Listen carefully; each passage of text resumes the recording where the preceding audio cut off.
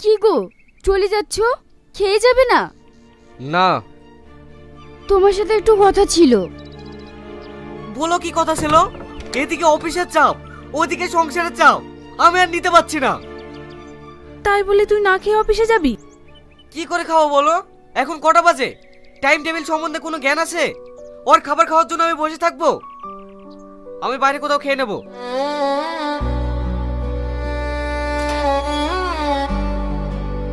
বৌমা, তুমি খাবারটা ঠিক টাইম মতো করতে পারো না?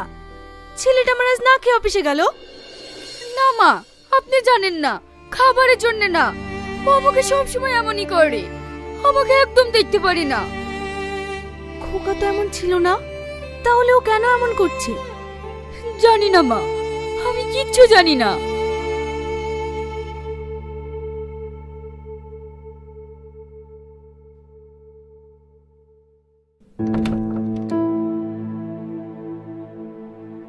আচ্ছা সালমা, 5 নম্বর ফাইলটা তুমি রেডি করেছো? স্যার, কাজটা একটু আগে শুরু করেছি, এখনো ক্লিয়ার করতে পারিনি। এ তুমি কি বলছো? আমি বলিনি কাজটা আমার আর্জেন্ট? স্যার, আমাকে একটু সময় দেন, হয়ে যাবে।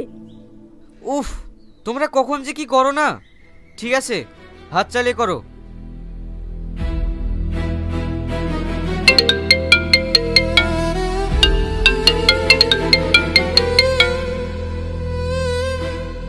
হ্যালো, কে বলছেন? আমি শাহিন সাহেবের ওয়াইফ বলছি। ও মিসেস, বলুন ম্যাডাম। ওনাকে একটু ফোনটা দিন না। সরি ম্যাডাম, কিছু মনে করবেন না, উনি এখন কাজে ব্যস্ত তো, এই মুহূর্তে ওনাকে ফোনটা দেওয়া যাবে না। কে বলছেন আপনি? আমি ওনার পার্সোনাল অ্যাসিস্ট্যান্ট, কিছু বলার থাকলে আপনি আমাকে বলতে পারেন। Personal assistant? ওই জন্য শাহিন আমার সাথে এমন করে।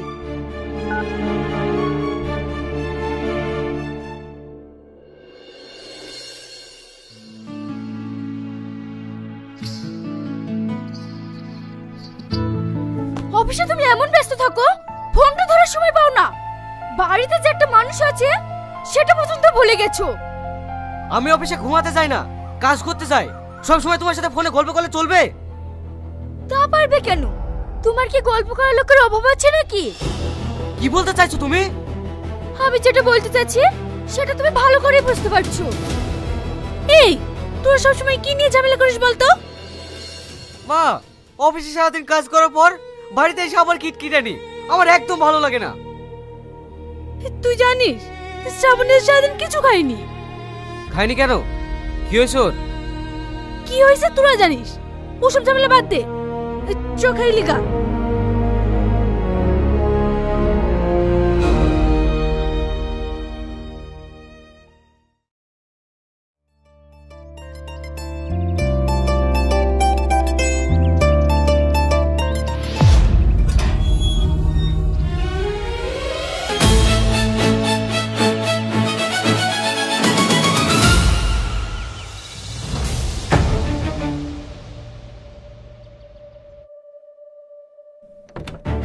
স্যার, আসবো? এসো। স্যার, ম্যাডামকে বিশু ডাক্তারের বাড়িতে ঢুকতে দেখলাম। বিশু ডাক্তারের বাড়ি? ঠিক আছে, তুমি কাজ করো, আমি আসছি।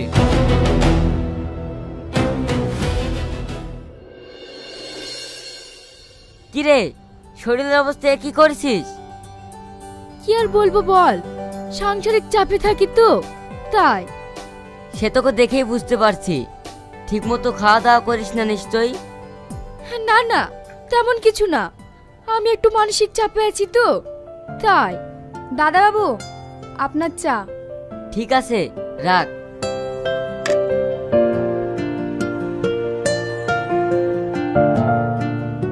কিরে, চা খা।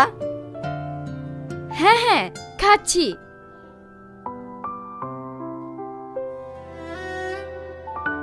কি যেন একটা বলবো বলছিলি? জানিস বিশু, শাহিন আর আগের মতন নেই, একদম বদলে গেছে। আমার মনে হয় ওর অফিসে কোনো একটা মেয়ের সাথে সম্পর্ক আছে। ধুর, এসব তুই ভুল ভাবছিস।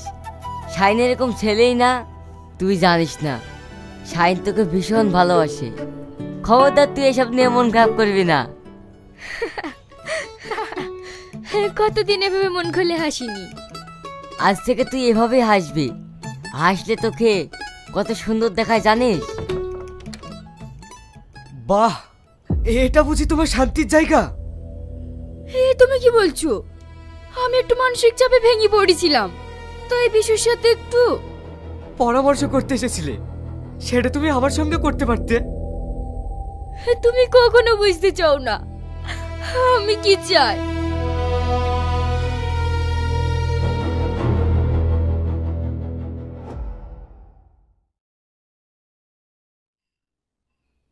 কি হলো? এসব তুমি কি করছো? আমি তোমার বাড়িতে আর এক মুহূর্ত থাকবো না। আমি এক্ষুনি চলে যাব। থাকবে না মানে? কোথায় যাবে? তা জেনে তোমার কি লাভ? যে দিকে আমার দু চোখ যাবে আমি সেই দিকে যাব। মিথ্যে কথা বলছো কেন? যাওয়ার জায়গা তো তোমার তৈরি হয়ে গেছে। যাওয়ার জায়গা আমার হয়নি, হয়েছে তোমার। কি আজে বাজে বলছো? হ্যাঁ আমি ঠিকই বলছি। তুমি তোমার পার্সোনাল অ্যাসিস্ট্যান্ট নিয়েই থাকো গা। যাচ্ছ যাও, তাতে আমার কোনো আপত্তি নেই, কিন্তু যাওয়ার আগে ডিভোর্স পেপারে সই করে তারপরে যাবে। এই তোর এসব কি লাগালি? কি করছিস বলতো? মা তুমি থাকো, আমি এগুলো সব ক্লিয়ার করে আসছি। শাহিন, তুই কিন্তু ভুল করছিস। না আব্বা, আমি কোনো ভুল করছি না। ভুল তো আমি অনেক আগেই করে ফেলেছি, আর আজ সেটা ঠিক করতে যাচ্ছি।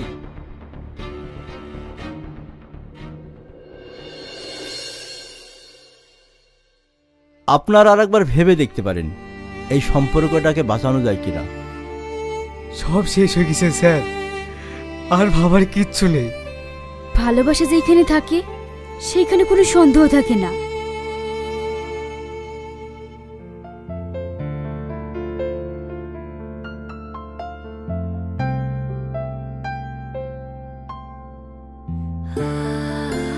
এখানে দুজনে সই করে দিন।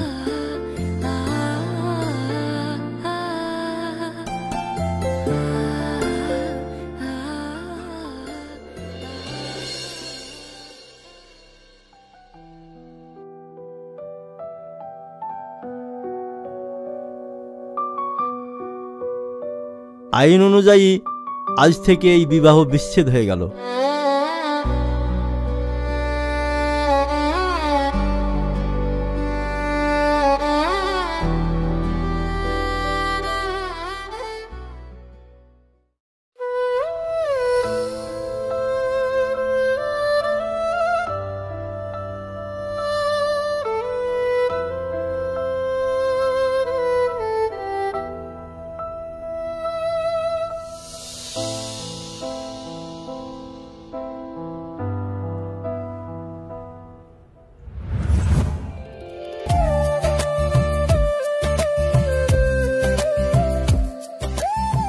আচ্ছা শাহিন, ওই আকাশে চাঁদটা দেখেছো?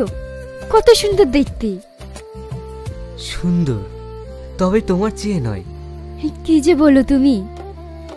পারবে না ওই চাঁদের মতো আলো দিয়ে আমার ছোট্ট ঘরটাকে আলোকিত করতে? হ্যাঁ পারবো, খুব পারবো। আমার খুব ভয় হয় জানো।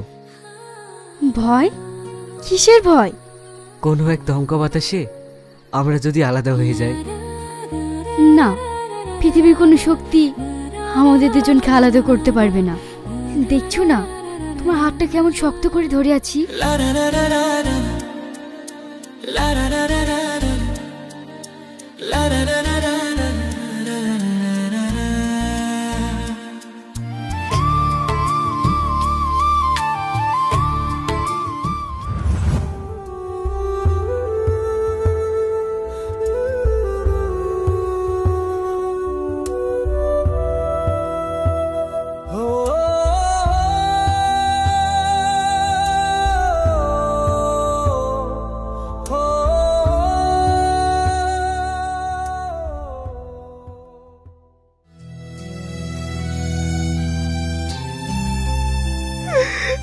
আমি ভাবতেও পারিনি তুমি আমাকে এইভাবে ছেড়ে চলে যাবে।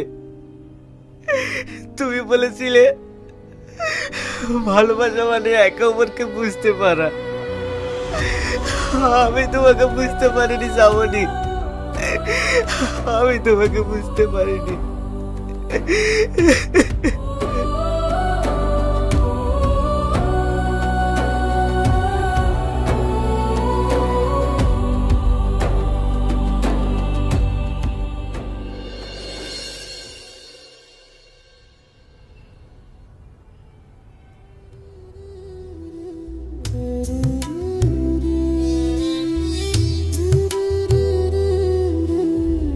ভালোবাসা থেকে আমরা হারিয়ে যাই না, আমরা শুধু চুপচাপ হারিয়ে যাই নিজের অজান্তে।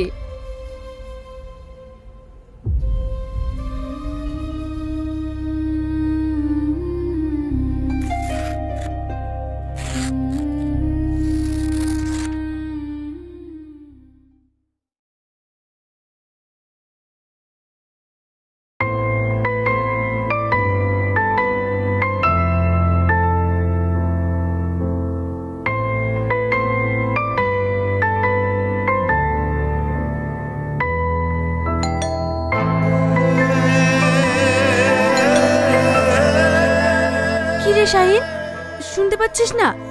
দেখ কে এসেছে। হ্যাঁ মা, দেখছি।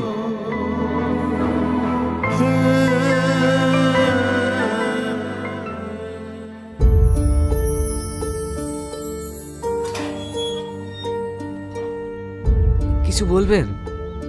আপনার একটা চিঠি এসছে, এই নিন, আর এখানে একটা সই করে দিন।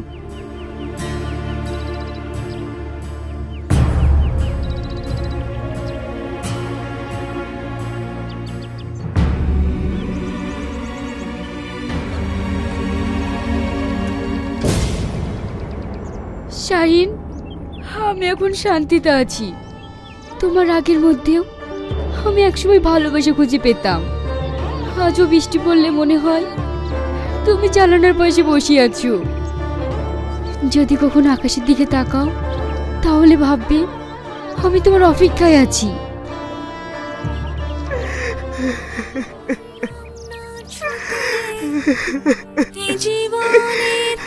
ভালোবাসা থেকে যায়, শুধু হারিয়ে যায়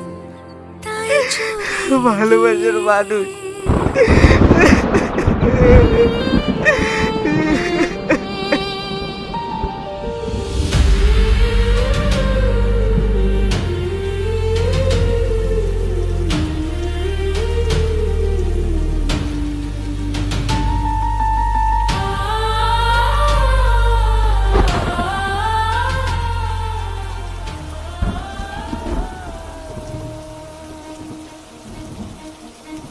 Oh